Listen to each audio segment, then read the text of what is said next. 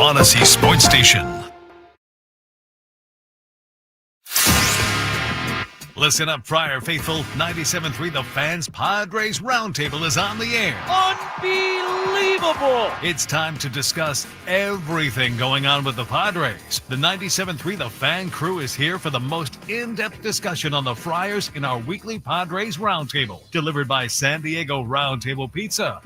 And now, here's your host, Ben Higgins. Welcome in. It is time once again for our San Diego Roundtable Pizza, 97.3 The Fan Padres Roundtable. And we're playing the Eliminator because we've lost a chair and a person today. We're down to 5. It's a long season. You know what? It's a grind. Sometimes guys got to go on the IL. And this week we've got Stephen Woods at the end. I didn't know these were optional. I had no idea. Paul Reindl is sitting next to him. Hello, Paulie. They're actually not. Braden Soprano, who's been out of the country for the last couple of weeks, returns. Hello, Braden. Hello, back from the IL. And Chris Ello, always our most consistent. He is always here. Don't count on that. And Woods, you've always been here too. Pretty much. I've missed more than you have. Yeah. You've missed one too? I missed one. All right, let's get this out of the way quickly because I don't want to spend a ton of time on just yesterday's game in particular. Was it okay that Manny swung 3-0 yesterday with the bases loaded? Woods? Great idea. Not his pitch. Paulie, okay that Manny swung 3-0? Yes. Braden, okay that Manny swung 3-0? I don't really think so, but no. All right, Chris, okay that Manny swung 3-0? Who else has been driving in runs? That's what I think too.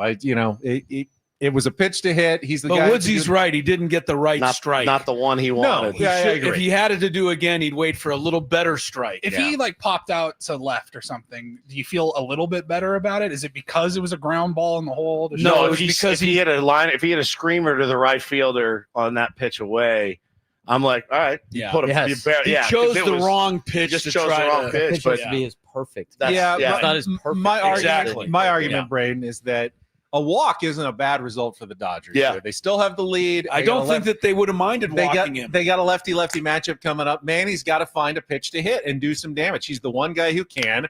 Which pitch coming out of 3-0, 3-1, or 3-2 is he going to get the best pitch to hit? Probably 3-0. So I like if your offense has to rely on one individual. Yeah, that's you're not problem.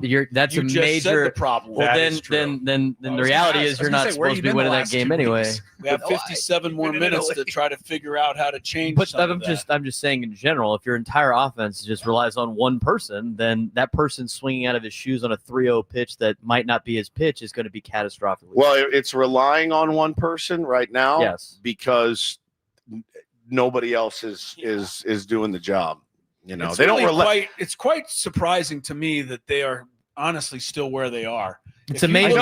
Some of the things that are going on. I know with this lineup and offense, and then you have 3 pitchers out. Yeah, and Jason Adams struck a little. You know, it really is quite remarkable. It is. They're winning as many as they. The only thing I'm saying about this is at the beginning of the year, their whole kind of pass the baton offense was great because it was working.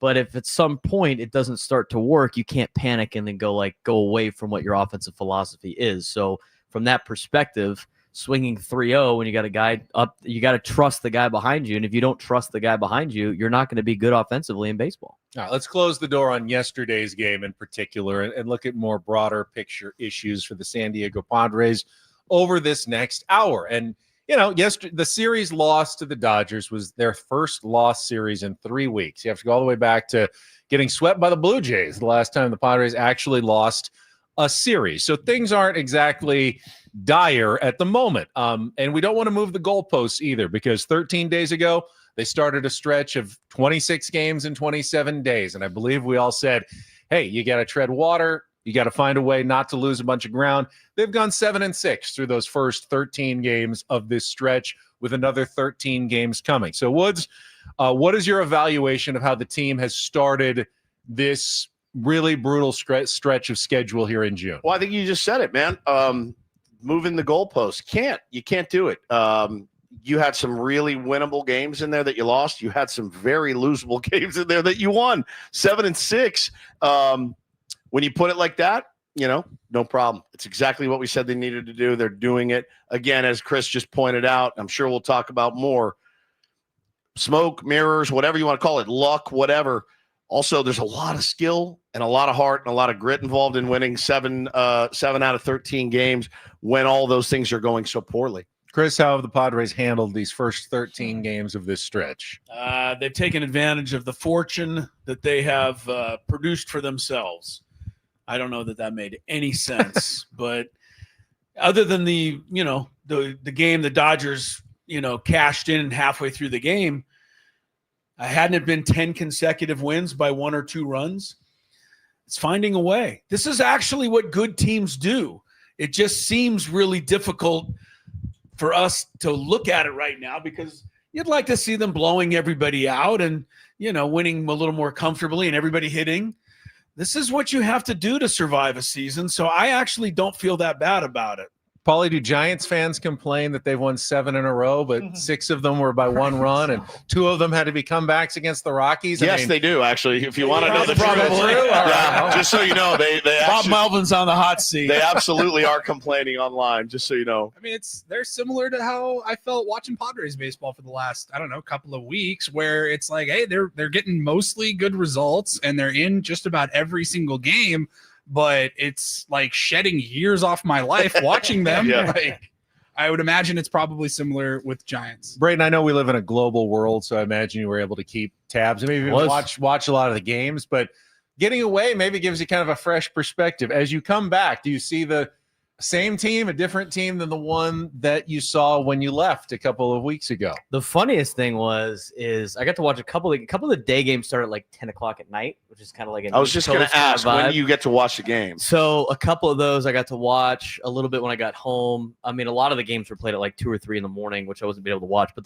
the funniest part was waking up the next day to 300 text messages every day and watching my buddies live react to the game. It's crazy. And when you look at it outside, it's so because usually when the game's going on, I'm with them, emotionally living and dying with every pitch. Sure. I look at the whole text thread. It's like, this guy's a tired act. He sucks. We got to get rid of this guy. And then later he wins the game for the team or whatever. And it's just like, you guys are hilarious watching the live reaction, but that's the emotional aspect of the fan. In terms of like watching this team, I mean, they're kind of like the same team. I mean, we said it before at the beginning of the year, when some asset of the team, is not, quote, pulling their weight, another facet of the team does a good job taking over. I think the bullpen did a great job with that over 2 weeks that I was gone, and Manny Machado basically single-handedly carrying the team for those 2 weeks. But Chris said it, this is like the one-run games. It's like 2023. They were losing all of those games, and now they're winning some of them. So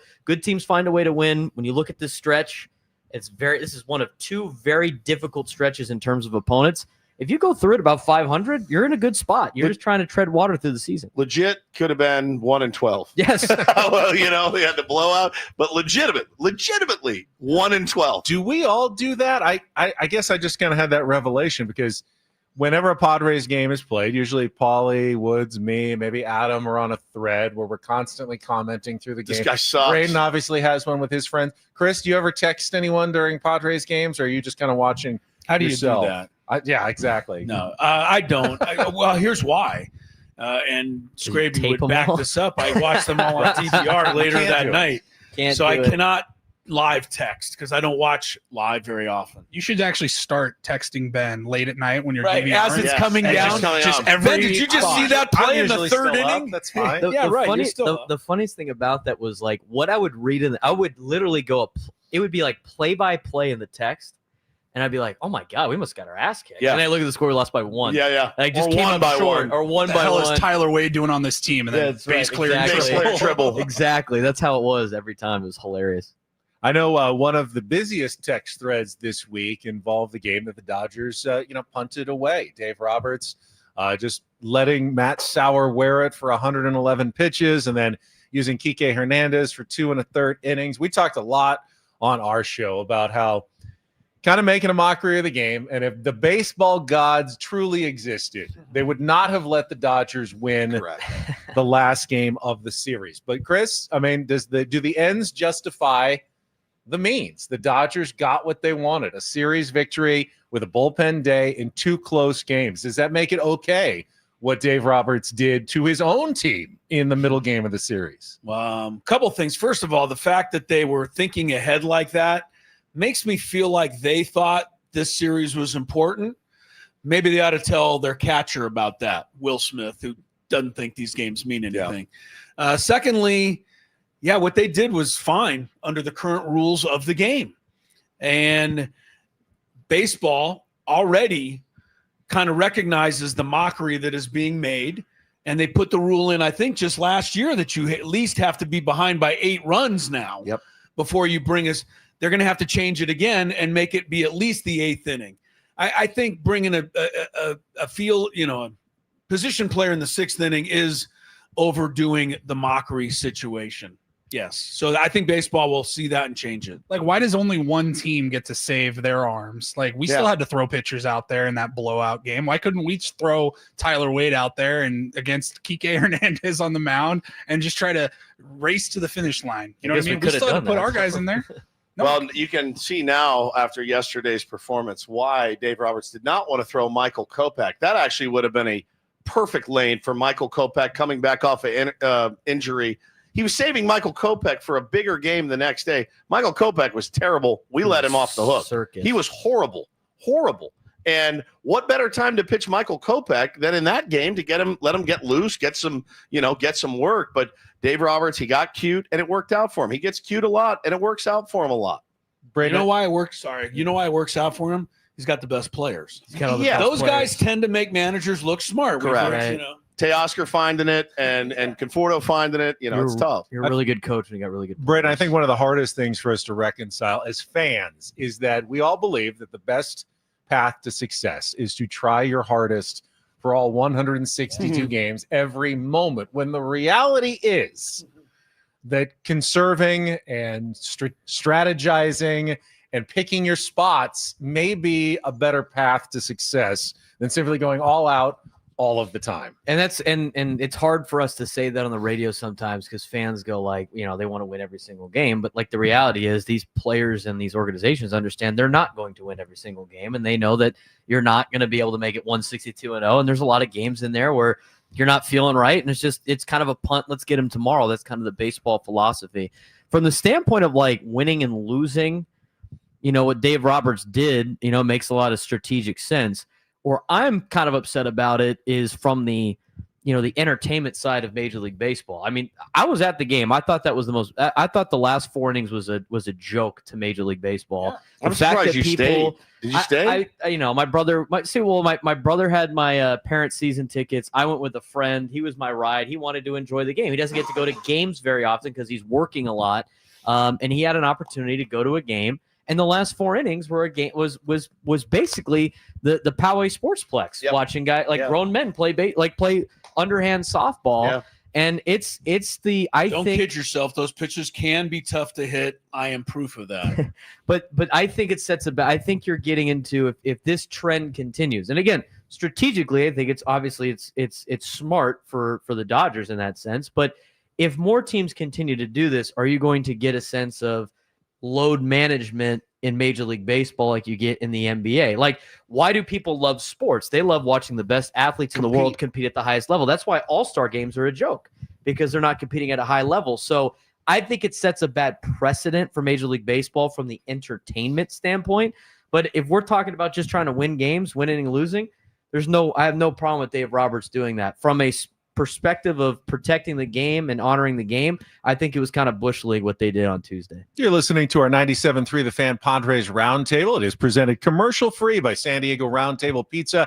It really is pizza royalty. Did you strike out last night or something? No, I was 3 for 3 last night. Good. That's why I brought it up. There we go. I hit good last night. I think most of us remember the 2010s. They were not particularly kind to the San Diego Padres. No, those were not the aughts. The aughts were good, but the aughts and then from 2000, let's say 11, 2010 was kind of to fun. 2018, 2019, pretty rough decade for the San Diego Padres. And when you went to Petco Park during that decade, well, it didn't matter who they were facing. The Cubs, the Giants, the Mets. There were always tons of fans from every opposing team came to Petco Park, and usually, at least if not outnumbered Padres fans, it came close. And when the Dodgers came, it wasn't close. There were more Dodgers fans than Padres fans. That changed. What did we say in the 2010s? Well, put a winning team on the field, and it will change. And it absolutely did. And now Petco Park is packed every single night with San Diego Padres fans, 29 sellouts in 33 games so far this year. But yesterday in particular was probably one of the most heavily attended visiting crowd games we have seen since those 2010s. I want to ask the panel, do you have a problem with that? Is there anything else the Padres should be doing? Is there anything that Padres fans should be encouraged to do to not let that happen when Dodger fans want to try to invade their ballpark? Braden? Well, I think this is a situation where, and we like to say some fan bases are better than others and all that stuff. But at the end of the day, a lot of fan bases are very much bandwagoner fan bases. And what winning a World Series has done for the Dodger fans is it has emboldened them even more than they already were. Let's take a look at 2023 when the Padres were playing the Dodgers throughout the season. Those crowds were a lot more Padres-centric because what happened in the end of 2022? The Padres knocked the Dodgers out of the playoffs. All of a sudden, the big bad Dodger fans didn't want to deal with Padres fans talking smack to them at the ballpark on the road, and therefore they weren't as inclined to go to games. When you see opposing teams' fans on the road, most of the time it's for teams that are very good where they know that their team is going to win.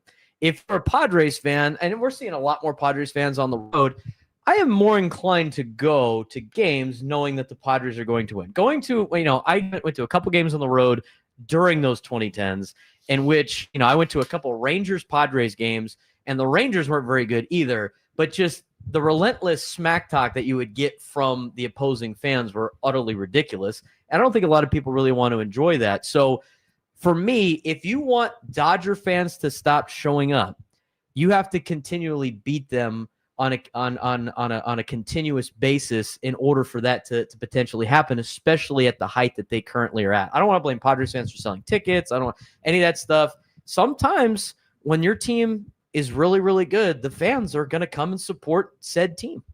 I think there's a valid point there, Woods. As long as the Dodgers are good, and they have been for a while, they always are going to have more fans, probably than other than the Yankees, any other team in baseball. Los Angeles is huge. I mean, they're never going to stop having the most fans on the West Coast, no matter how good the Padres are. Could win 3 straight World Series. The Dodgers are going to have more fans than Padres fans. Is it simply a numbers game? I mean, they can't get into their own ballpark sometimes. They like our ballpark better than theirs. So they're always going to come down here, and there's not much we can do about it. Yeah, I mean, I learned my lesson a few years ago. You got 5 guys up here, 5 media passes. We can go to any game we want. We can go sit on Manny Machado's lap if we want in the clubhouse before the game. It's frowned upon, but not illegal. I found out. So don't eat the snacks down there either. Yeah, don't touch any of it. Bro, don't help yourself to water. All right, just stand there. So no, there is a thing of I don't want this. I was there yesterday. It was a day game. We're super rowdy.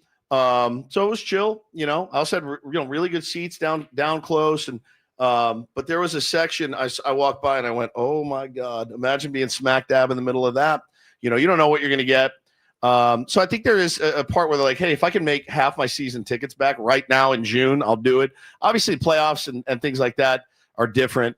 Don't do it then. Sell it to a Padres fan, And they haven't. And the Padres have done a good job against the Dodgers. Great job in the postseason. But there is what does it say about your fan base that a team is like, I'd rather not deal with you guys tonight. I just don't want to deal with it. I don't want to deal with it. I don't feel like it. I don't feel like being yelled at and whatever. So I don't, yesterday I didn't care. I did see there was a very large Japanese contingent in our area there to watch Shohei. Look, man, at the end of the day, I'm a baseball fan. I was 20 feet from Shohei Ohtani, and I went, my God, he's an avatar. And my son, who loves baseball more than anybody, was like, geez, Dad, he is huge. And I go, yeah, man, like, take it in. You are seeing one of the best to ever do it. We hope he goes 0 for 4. But, it is there's a part of that.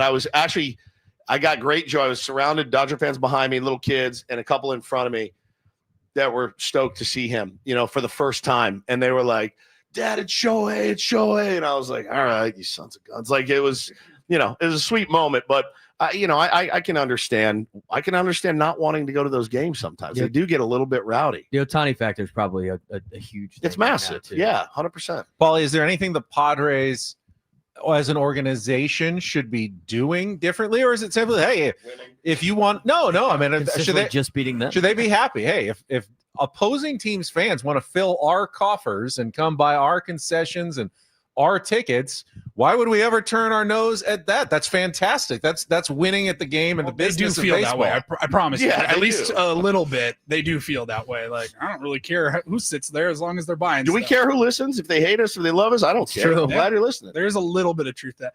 Honestly, I thought the biggest thing for me, because Wednesday's game felt differently when they showed the crowd versus Monday and Tuesday. And I texted you guys and I said, look, I realize I'm texting one of you who is at this game with your son. I hope you're having a great time.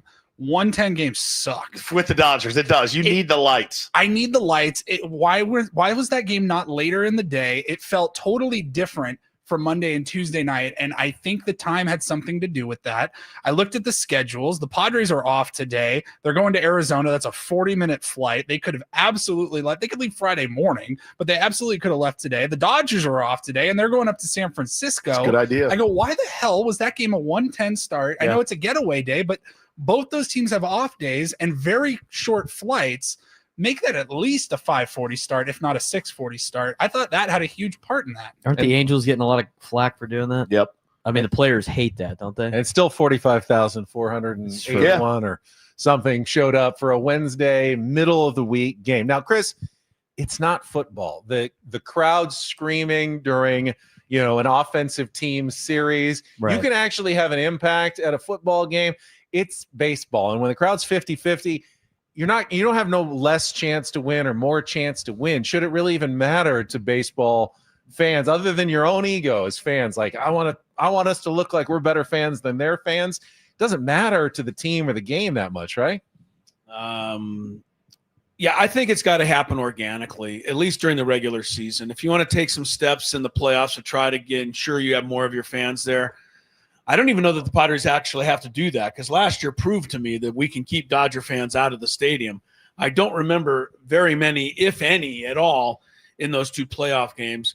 But as far as visiting fans going to root for the other team, I grew up in L.A., and all I did was go to Dodger games and root for the other team. So I get it. How many of those fans are from San Diego, though, by the way? I mean, there's a lot of Quite a few. Dodger Lots. fans that live here. It's not like they're all driving down in droves. And part of me says that is because of the failings of previous Padres administrations and owners who didn't give fans in San Diego enough reason to believe in their team. Had we all grown up with this version of the Padres, all of San Diego would be Padres fans. should Everyone's see- kids would be Padres You should fans. see the school. Yeah, They'd be that's like, right. Woods' You should kids. see it. It's crazy. It's obsessed now. But when I was growing up in San Diego, yeah, there was tons of Dodgers fans and Cubs fans and Giants fans down here because the Padres of my youth didn't really give enough good seasons and reasons to become diehard fans of the team. You had a Maybe couple like- of guys and a couple of guys every year that made you want to go out to the ballpark and watch. And now, man, as a father and a coach in Little League, it's absolutely insane. You had 900 kids sign up for Little League in where our little tiny city where we live, 900 kids, and 800 of them are in Padres gear, and they all love Tatis and Arise and Merrill. My God, what Jackson Merrill has done for this team. It's astounding. That was not like it was when I was playing Little Right? League at Scripps Ranch. I was like one of the only Padre fans like throughout the community. So But give it like 20 Everybody in years. your neighborhood didn't want a Broderick Perkins jersey? Now, there were Tony Gwynn fans. You Oh, know yeah. that. A lot I of don't Tony know Gwynn that. fans growing up, but they didn't seem to carry that over to the rest of the team. Oh, I love Tony Gwynn. that was it. I don't know who the rest of the players are. Right. But if So. you look, I mean, Woods is right, and that's even like at the high school age kids now too. I mean, the high school kids that I will see on Jersey Day when I go to practice, they're all wearing Padres jerseys. When I was in high school on Jersey Day, there was a single person wearing a Padres jersey, except for maybe one girl that needed a jersey, and her dad gave her the Corey Lubke giveaway jersey Right. that they had laying around the house. That Yeah. was about it. Jersey Day. When you go to You think when you go to you think- Catholic school, Do you Chris, think you they have to had wear a that when I uniform. grew up, Jersey Day. There was no such thing When as you- even when you go to- owning a jersey. When you go to Catholic school and you have to wear a uniform, you gotta jazz it up a little bit. So you have Jersey Day. every once I in a think while. Paulie's right. The Padres have now done what they needed to do. Now it's just a matter of time. And Let wait this it out. generation grow up. and then have their kids and indoctrinate them into being Padres fans and let all the San Diego Dodgers fans, they will eventually boomer on out and they will be gone. I'm not saying this is the norm, but I have gone now to a couple of Padre-Dodger games in LA in which I've seen Dodger fans that are the parents and the kids dressing like Fernando, wearing Padre stuff. So there might be a little bit more Southern California Padres fans in the next 15, 20 years, like Paul said. It is our 97.3 The Fan Padres Roundtable, presented commercial-free by San Diego Roundtable Pizza. It really is pizza royalty. All right, we've all done this enough. How many times have you interviewed a manager, Mike Shildt or AJ Preller, and they've given you the time-tested cliche about how in a baseball season it takes the whole 26-man roster and the whole 40-man roster to be successful? It's not just about the lineup or the start. It takes everyone. It takes a village to be a successful baseball team. Well, right now, the Padres are playing with a 25-man roster, 25 guys, and Luis Campusano, who sits there and, unless Kike Hernandez is pitching, doesn't get an at-bat, doesn't get an inning in the field, is completely unused. When you talk about how important it is to use the whole roster, Chris, how can they defend not using Luis Campusano for just having him there? And what should they be doing with that last roster spot instead? Or should they be playing him more? Yeah, I don't get it.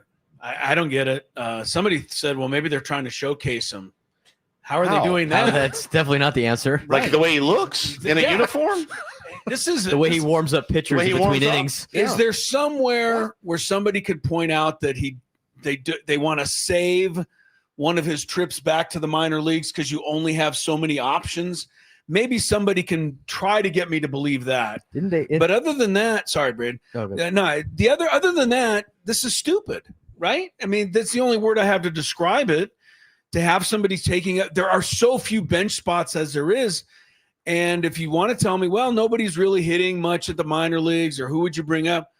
I don't care. Bring up the fastest guy in the organization and have a second pinch runner. At least anything that might help the team in some situation. Literally, a Mason McCoy to play short or second in the later inning. Something. Because like a super specific defined role. Correct. Fine. Because what I fear, my biggest fear, is that we're getting into petty land again. And we've been in petty land here. We've had several, I don't know if they are spats or whatever, but there's been several players over the last few years that come here and rot. Now, I've said on the air many times, maybe the 8th time's a charm for Luis Campusano, that he'll figure it out. If he's not going to figure it out, he's got to be down, and somebody needs to be up that can help you win ball games, because wasting a spot doesn't make any sense. And when I say petty land, I mean I don't want to play him. Well, you're gonna have him here. Well, I'm not going to play him. Well, he's going to be on your roster. Yeah. I'm not going to play him though. Okay, that's your decision, bro. It's happened every single year. Yeah. Happened in the playoffs. It's happened with Matt Carpenter. The guy would go 6 weeks.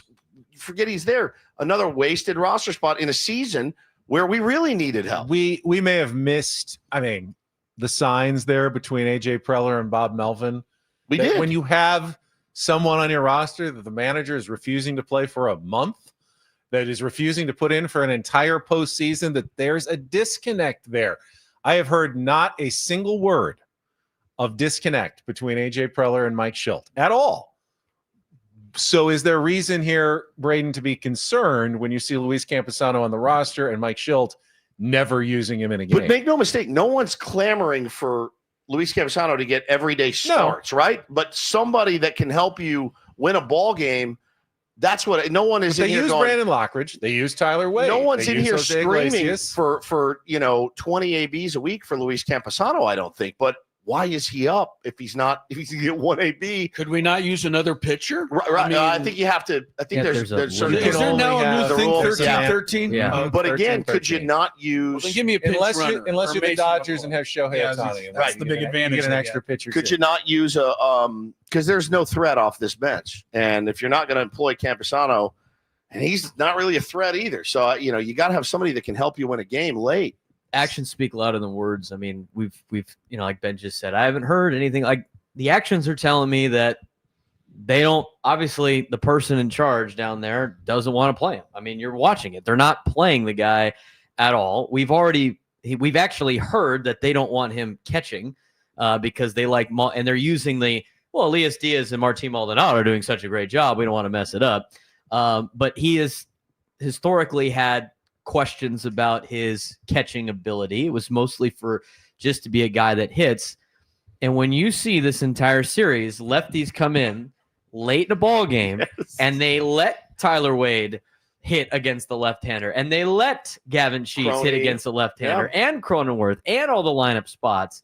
And Campusano still doesn't come off the bench until they pitch Kike Hernandez. I'm surprised Campusano didn't start a fight as soon as that happened. How insulting is that? Yeah. Right? Woods, we're gonna let you hit underhand. Woods, we're gonna have you not play the entire month, but then they're gonna put a joke of a pitcher in Kike Hernandez. Hey, Woods, grab a bat. What's your initial reaction? I'm like, this is more embarrassing for me. That is. If I don't get a knock off this guy, I haven't had a hit all season. Now I got to go up there and play slow pitch softball. If you get the hit, it's embarrassing. Right. If you get it all season against Kike, it's even worse. It's a lose-lose. I'm not going to defend Luis Campusano, but how in any sort of way can you look at that situation this week and go, that is not the most insulting thing to that player of the week? This is only at bat he has had in about like a month. He's 0 for 14 now. So I think that's the action of the why he doesn't play. There's obviously something going on. The other action, for everybody that says you got to pull somebody up, the Padres, as of right now, what they're telling us based on actions, would rather have Campusano rot on the bench than have anybody in AAA come up and do what he's doing. I mean, think about that for a second. If there was somebody, why waste the spot, right? So if they don't think there's anybody down there that can help, and they're just going to have Campusano sit there, you're playing with 25 guys. What's his contract status? How many years of Campusano, control? Or another like year a or two couple of ARB, yeah. I think Woods hit something that needs to be explored a little bit more. We only have, I know you have a lot of subjects, but I hadn't really thought of it in that regard. But it seems to me that there is some butting heads going on. Sure. Whether it's for the GM versus the manager, or just the manager being that bullish to a player that may have done something to embarrass the manager behind the scenes that we don't know 2 years ago. But what their personal thing to me is starting to come up to the bubble to the surface, because we're seeing it. Right. And it needs to stop because the team's got to be more important than whatever is going on there. I mean, has anybody asked in the last week, hey, somebody asked the other day, why isn't he playing? And Mike Schultz said, I've talked to him and, he's okay with it. Yeah, looking for a lane. So let me turn it around, though, and ask you all guys this. If this was the Dodgers and Andrew Friedman wanted Luis Campusano to get at-bats, he would simply tell Dave Roberts, give him at-bats. He does him pinch hitting He more. does it already. He does it with Michael Conforto. Of course. Who he paid $17 million. Of course he would. AJ Preller, though, doesn't do it that way. He puts a roster out on the field for Mike Schilt, but then I think he kind of puts his hands up and goes, Mike, it's your team to run the way you see fit. And Mike Schilt sees fit not to play Luis Campusano. I think so. Is that a sign of respect that AJ has for Mike Schilt at the very least? I mean, I think he's learned. I think that it hasn't always been that way, right? Yes. I think he's evolved. If you want to call that evolution, and I think I do. I think I do want to call that evolution. I got this manager to manage. I'll make suggestions. I'll listen to feedback. They talked about their holistic approach. There's nothing holistic about having a guy not play. Nothing. So that means that's the anti-holistic. That means two guys are in disagreement about it. They don't agree. That's not holistic. I think we all remember the scene in Moneyball where Art Howe wanted to play Jeremy Giambi. He goes, "You're not playing Jeremy Giambi. Why? Because I just traded him. He's not on the team anymore." Yeah, well, trade him then, please. Pena's not playing today. So that we can have Pena's playing. another player. Managing a way that I can explain in job interviews this winter. Right. I don't know. For me, this is personal. I won't speak for you guys. I don't want this to make it sound like it's a what the hell is Mike Schilt doing not playing Campusano? Because I just don't think he's that good. I don't think so either. Agreed. I don't think he should be on the roster in We agree. general. We agree with that. And what we're saying is, why has he been there for a month? Well, the player is, think of it as a nameless, faceless player. There's a guy on your roster. His name we will not say. You're not playing him ever. He never gets used. He doesn't pinch run. He doesn't pinch hit. He doesn't come in for defensive purposes. Nameless, faceless player. No history at all. 0.0 batting average, which is actually true in this case. Yes. But you're not playing him. So there's a spot that could be filled with somebody else that could help you win a ball game, and you're not playing him willfully. Like you're I'm not doing it. I'm not doing it. I don't think Trenton Brooks is necessarily the answer, but have we seen crazier stories in baseball where a guy comes up and gets hot, catches fire for a month, and like, okay, we can't take him out of the lineup? You're never going to find out if you're not going to play the last guy, and you're not playing Campusano right now. Even if just wasting a roster spot for strictly a pinch runner in the 9th inning only, or just for extra innings, is still more useful. They do it in the playoffs all the time. Yeah, they always have that guy in the playoffs. Like, where have you been all season? Quentin Berry's got rings, man. Jorge Mateo, dude, bring him back. What's the next expected roster move? Like, is Jason Hayward coming back anytime soon? Not that anyone's clamoring for him. Starting either. A rehab assignment tomorrow. So, I mean, is that what they're waiting for? Maybe that's the move. Maybe waiting for that. All right. How much time did you have budgeted for that subject? Not that much, but we went over. It was a good conversation. I'm not going to be mad about it. Yeah. Got us to our 7th inning stretch here, a little past the halfway mark of our San Diego Padres Roundtable, brought to you by San Diego Roundtable Pizza. It really is pizza royalty. I don't think we discussed this last year. The San Diego County Fair is back, underway. I think we probably talked about fair foods, but today we're talking about those Midway games, the ones where they're trying to encourage you, $10, $20, win a prize, step up and win a prize. And you get your choice on this one. It's not a draft. It's simply which of those games do you either love the most or despise the most when you're at the San Diego County Fair? And I will start with the one that I despise the most. You know the one where they have the frog and you have to hit it and try to make it hop onto a lily pad? I have no idea how that possibly works or how anyone ever gets the frog to hop onto the lily pad. It looks like it's impossible. I mean, and people are standing there trying to get the frog to jump onto the lily pad, and there's just no way that possibly you can have a skill that you can make that happen. I like the There's got to be some guy in Iowa who just is really good on the frog jump. Well, I when I was in high school, dude, there was a lot of my friends would go work for the fair during the summertime. Like the fair would always hire all my friends, and a couple of them did the bottle. You know, like the rod with the ring on the end of it, and you got to stack the bottle, and it looks impossible. And they said, like, the ones that ran that game, they taught him how to do it, and now they know how to do it every time. That's why, like, the little guy, the guy that runs it can do it every time. There's like a technique to it. But I like the game because somebody's gonna win. But the one with like the horse race where you roll the ball, and if it's like fast or whatever, someone's guaranteed to win. So to me, that's worth more the game. Competition. Yeah, it's more competition. Skee ball competition. Yeah. That's not a bad one. Woods. I like the throwing balls at the Cupid doll. Knock them over. Pretty good. Which is a little baseball-like, but they put so much fuzz on There's the a end lot that of you fuzz. think you hit it, but you got to hit it. Goes right through it. Square, dude. Hit it in the lower squat area. You don't want to knock over the bottles; those are glued together. Yeah, and I like that game. I never got that fishing game. You know, where you had there's like a pole to try to win a goldfish. I don't know. In the basketball, I'm terrible at. It's impossible. It's tiny. I mean, it looks normal, but it's not. I feel domed out. It's the second I grab a ball, my wife's there watching. I'm like, oh God, this is gonna miss. That's a brick every time. Your wife is pretty nice. My wife would like yank the wallet out of my hand, and you're not spending money on this. I'm gonna try it tonight. I'm gonna try it and see if I can make one. Paul, you ever chase the dragon on one of those Midway games? No, I probably gravitate more towards the basketball ones, even though I know it's rigged. It's so rigged. But I feel like I have still my best chance. The one I hate the most is probably like the ring toss on the empty bottles. Oh, that's rough. Horrible. Dude. But I usually avoid most of those games. Funny, I have a funny story. It's not my story. It's my dad's. When he was a kid or like a teenager, they used to have the game. I haven't seen it anymore, but there was a game where like there would be like a rope ladder from like where you're at to like up, and you have to go up the thing and hit the button, and you win, and everybody always falls off. Over. So his neighbors, I don't remember their names because I've heard the story before. His neighbors, after the first time at the fair they did that, built one at their house to train, and they practiced all year long.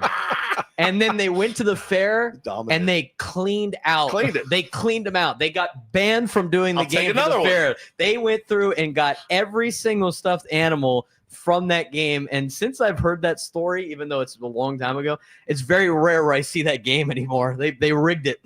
Chris, you like games of skill?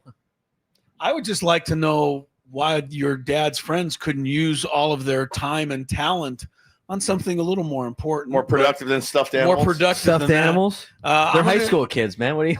I'm just going to answer Paul's hatred of the game where you throw the ring on the bottle, because I did execute that one time as a kid, and I did have a big stuffed dog in my room, and his name was Ringer. Ringer. I like Oh, it. that makes Clever. sense. Wow. There is something What a wholesome satisfying story. about the water pistol into Yeah. the clown's mouth, and then Yes. the balloon starts Yes. blowing up until it pops. Yeah. That one's kind of satisfying. I got to play at least one of those games every time I go to the fair. That's like on my list. Eat something really bad for you. Play one of those stupid games. I will we, not touch the rides. We'll get back to the Padres here, and while we spend a lot of time talking about the struggles, hitting, left field, let's talk about a positive. Pitching has been a positive for the San Diego Padres, and I was chatting with some of my television competitors in the press box going, what would you ask on our roundtable? And this is Jake Garriani from Channel 8. Love Jake. Who wanted to know what you guys thought, if you were confident enough that Ryan Burgert will continue to be at least a serviceable back-end member of the Padres starting rotation going forward, based on what you've seen so far. Woods, you're nodding. Sure. Yeah, absolutely. Good fastball. We had the numbers the other day in regards to his fastball shape. The IVB on his fastball comparable to Robert Suarez and Dylan Cease, and the slider, he spins it really well. I think the more chances he gets, the more reps he takes, the more time in the lab with Ruben Niebla, the better for Ryan Burgert. But I think the answer to that is absolutely yes. I would rather see him up and going every fifth day than some of our other options. Do you remember the inch on the IVB? It was it? it was comparable to 18, Cease 20? and Suarez were the comps, which is really good. So I think the more time spent, more time being a big leaguer, the more time picking the brain of the guys around him, he's got something. I don't want to put you on the spot. I was Watch curious. him get lit up next time. Just by the way, since I said IVB doesn't work in Colorado. Yeah, true. Paulie, what are you seeing from Ryan Burgert? You getting some confidence? in Yeah, him? I agree with what Wood said. I like the stuff. I think of all of the, how do you want to put, lesser name guys on the staff right now, the Randy Vasquez, Stephen Kolek, Ryan Burgert. I guess you could throw a Matt Waldron kind of type in there. Basically anybody other than Pivetta, King, Cease, Musgrove, and Darvish. Like, I think he's got a legitimate shot to be in this rotation for many years. Like, I really like what I'm seeing. It's early. The book is still out on him. Teams will adjust, but he'll get a chance to adjust as well. That's what worries me, is that we've yet to see the other teams go through that adjustment phase, and there could be a naturally down stretch still coming for Ryan Burgert. Chris, what are your thoughts? And then I think oppositely with Stephen Kolek, I feel like we've kind of gone through that. He's been in the big leagues, even in the back end of the rotation last year. Now we're seeing it in the starting rotation. I actually am starting to gain more confidence in Stephen Kolek going forward, maybe even as someone that I can see being in the rotation next year as well for the San Diego Padres. Yeah, it's one at a time, though, really. I mean, we all saw Matt Waldron not only in the rotation this year, but I'm pretty sure last July he got some team MVP votes from the panel here. Yeah. He ended up fading once they figured his thing out and the knuckleball stopped knuckling. I mean, the point being, there's about 10,000 cautionary tales of starting pitchers who give you 2 or 3 good starts. Yeah. And you're talking about waiting for Ryan Burgert, to maybe go through a down. Well, how long has his upturn been? 2 starts.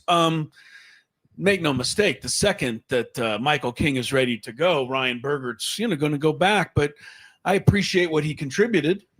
But, the Padres need to find not only pitchers that get them through this season, but rotation members for the next couple of years. With Dylan Cease and Michael King as free agent, Yu Darvish clearly getting, nearer the end than the beginning, and Joe Musgrove, you don't know what you get coming off of Tommy John surgery.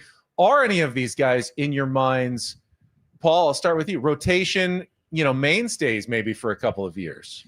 Oh, I want to say I hope not, because that means we're letting all these guys go and we're not bringing anybody else in. I mean, really, that means like Pavetta's your one next year, the only guy that's under contract. I think there's a spot for a Randy Vasquez. It's not an easy watch, but he gets the job done, at least so far this year. I mean, what they've heading into yesterday's ball game. You say they won the 6 out of the last 7 games that he started. Like, it ain't aesthetically pleasing, but he gets the job done. I do think probably one of a Kolek or a Burgert should probably be in the back end of the rotation next year, depending on what other moves AJ makes, of course. I don't know which one that is going to be yet. How about trading one of these guys right now? Before they Like a Burgert Right their now. value? Yeah, getting something that we really need. Left. I mean, No, what do thank we you. have? How many You assets mean do we trade one of the young guys or trade one of the guys that trade on Ryan expiring Burger contract? right now? Give me somebody, help him get me a left fielder. What about this? Do you trade Dylan Cease right now, Chris Ello?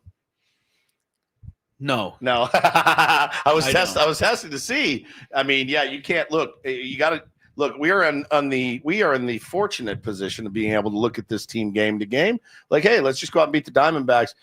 There needs to be long-term planning. It's not for us to do. It's for the front office to do, and they are absolutely doing it. You can rest assured. They're asking the same question, Benny. Is he a part of the rotation's future? And, you know, you think about the great pitchers that are developing right now in the game. You know, there's only one Paul Skeens, right? There's guys that are coming up. The Brewers just called up their top pitching arm. He's supposed to be really nasty. None of these guys, you don't watch them and go, wow, oh, my God, this is, you know, this guy is the next great one. But, man, 2 or 4 or 5 in the rotation, Ryan Burger, yeah, he's got the stuff to stay. There was just no hype for these guys. It's pretty quiet. Kolek and Yeah, Burger. pretty Like, quiet. And it's good finds. Like, Yeah. it's good scouting. It's good finds. I'm just talking purely on the hype. Like when you had Ryan Weathers come up and he pitched brilliantly Mackenzie Gore. in that playoff game against the Dodgers, they had no business being in the first place. And then Mackenzie Gore, like there was so much hype that, yeah, at the first sign of good pitching, you're going, look at this. We hit on this guy. This is great. You just never heard that with any of these guys. AJ's always going to find the hype guys. He has no problem finding the hype guys. There'll be tons of hype for Cash Mayfield and Boston Bateman in the next couple of years, and either they'll come up with the Padres or he'll trade them for something else. But you need some steady guys as well. And I wanted to go the other direction on Randy Vasquez. He's got 2 years of control left, 2 ARB years. Braden, would you consider a team-friendly contract extension for Randy Vasquez? Say like 4 years, $24 million, $6 million a year, and you go, Randy, you're a 4 going forward, and just lock something in for the future. I know he's not probably going to win a Cy Young How old award is or he? anything, but How old is he again? Randy Vasquez is Like 27, 26 or 27, Yeah. right? You 4-year deal for $24 million? $6 a year. Done. I would Would do you do that. something like that, In a team friendly? In a heartbeat. Would Randy Vasquez consider something like that? Probably not. You don't think so? 2 He years? might. All the way. It's a long way from might. free agency. And it's I mean, guaranteed money. this would be a good time, I think, to approach it, at least if you're AJ Preller, to You talk about that. You need some long-term pitching You need options those that aren't guys. 39 years old. You can't like you need the Burgerts and you need the Koleks and you need the Vasquezes because those are the guys that counteract your lust for a big payroll guy, right? Yeah, we're I mean, dead when without those guys. You need right those now. guys, and you need to be able to find outs. And when you're, the cliche you brought up, it takes 40. This is the 40 you're talking about. These are the guys who are going to go get you outs. And Burgert did a great job in those 2 starts, and he might do 3, 4, and then he might get rocked, and then replace him with somebody else, and you get a couple good starts out of him. Those are the pieces that good teams have to make it through the entire season. Not relying on those 4 or 5 guys, but using them strategically throughout the year. You need those guys in your organization. Those are the type of guys that you can't really trade away. I like that idea, Ben. I like potentially, solidifying a pitcher that's going to be part of your organization. And for a that couple of price? years. Yeah. I would just hope that they make a couple of other moves before that one, because if that's the first move that's made this year and you're going, fantastic, 4 years of Randy Vasquez, who's playing left tomorrow? And I think it's more pressing than people realize. 2028 seems like a long way away, but it'll be on you pretty fast. Joe Musgrove is a free agent after 2027. Nick Pivetta can opt out after 2026. Yu Darvish is signed, but will he make it that far? Will he retire? Will he still be in your organization? We know Dylan Cease and Michael King are going to become free agents. You have no future of pitching guaranteed beyond 2 lot of money seasons off the at books. all. Your question then should be right now, do you go absolutely 100% blank to the wall to win a World Series this year? Yes. The answer is yes. I think you do that every year. Yeah, well, Every year with while Manny you and have what you Xander have. and those guys under but contract. like it's dire. The way you just put it, with all those guys, Yeah. coming, it's dire. sign sign the Vasquez, the Kolix, the Berg, whoever you think are going to be the 4 or 5 of the future. If you could get one of them to be a 3, it'd be great.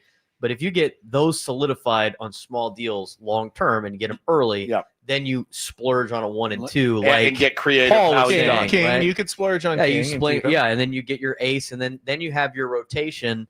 And it's locked in where you don't have to worry about depth too much. I think you also look heavily in the international and draft market the next couple of years. Correct. College pitchers, international pitchers that you think could impact in 3 or 4 years on your roster. And Preller's hit on a couple of those guys. I want to use just a little wrench into the Vasquez thing, and you shouldn't start a new subject this late in the show. I'll continue on my show. You can try it if you think it's worthwhile. Does Mike Schilt even have any confidence in Randy Vasquez?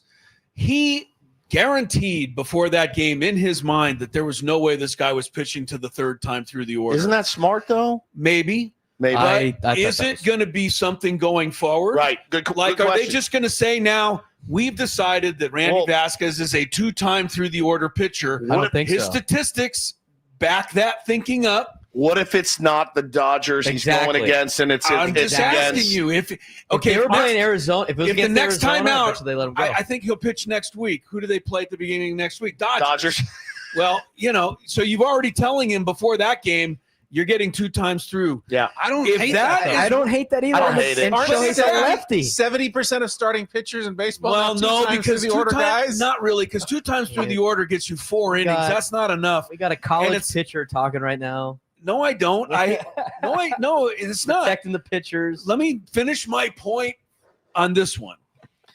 If you've determined that he's a 2-time through the order guy, then no, I'm not signing him to anything. I don't think I don't want 2-time through the rotational arms. I don't think they determined he's a 2-time through the order guy. I think the situation yesterday was let's see. Shohei is the best player in baseball, Skip and the he's next a one, though. left-hander. Skip the next one against the Dodgers. It's Because probably going to be the same. If you were never going to let Vasquez face Shohei a 3rd time, yesterday was the day. It was the best he's ever looked in my mind. And If it you was did, any- if and it you was had already facing any taken other him out of the team- game before the 5th inning All right, but started, hang by on, the way. to flip Because it. Motorhone was Any other already team- throwing. To flip it, if he goes against Ohtani there with a rested and ready bullpen, Moorhone day off today, we're seething. Yes. They're seething in I'm here. not disagreeing with what they did yesterday. I'm talking about Vasquez in a vacuum. Moving forward. Have they decided that he's only good 2 times through the rotation, or does that only He has. count against the Dodgers? He has, because the 3rd time through, it's like a 371. He's Yes, it decided is. that, right? Okay, Like, well then I'm not paying $6 million. I think if it's a playoff game, I'm not sure Pivetta gets a 3rd no doubt. chance No at doubt. Ohtani. If the bullpen's rested and ready, They go. Mike Schilt and any other manager is making How- the same especially decision Dave Roberts. How old's Right, Randy against that Vasquez lineup. again? How old's Randy Vasquez again? I mean, he's 26, 27 years old. It's his 2nd year in the big leagues. I mean, we're also saying what is he never going to improve? I mean, Right. he's already drastically improved. I think from 1 year. Maybe in the next couple of years, he's a guy that's pitching 3 times. And how many pitchers have gotten worse working with Ruben Niebla? Guys, what we're talking about is True. we're talking about a starting pitcher that's going to give you that many starts for $6 million a year. It's a no-brainer. He's giving you a sub-4 ERA right now. It's a no-brainer. crazy. And I think he and his agents would I scoff get, but at that. I agree with what Chris is saying. If he's only a 2-time through the rotation or a What's- 2-time through the order guy, then you can't. What does Patrick extend Corbin him. make a year? You know what I mean? Like, Yeah, hey, like he's Look, going to laugh at $6 million. All I bucks a want year. is the next time the Padres play the Marlins or whoever, I Let want to him see go. Vasquez Let in the him eat. 6th inning. Yeah, let him eat. If Yeah, he's pitching as well as he did yesterday. agreed. All right, I think that's it for our time today. Good last topic there, Chris. You Great really job. got the panel riled up. Braden, you can carry that over. That's going to be great. Yeah. Thanks to everyone for next joining hour. us on our San Diego Roundtable Pizza Roundtable. It really is pizza royalty. Just a programming note, we will be off next week. All shows will be off for Juneteenth. Dodgers series, though, it's probably too emotional for all of us to get together anyway next Thursday, but we'll rejoin you for another Roundtable in 2 weeks. For Stephen Woods, Paul Reindl, Braden Sopranet, Chris Ello, I'm Ben Higgins. Braden's show's coming up next live here on San Diego's #1 sports station, 97.3 The Fan.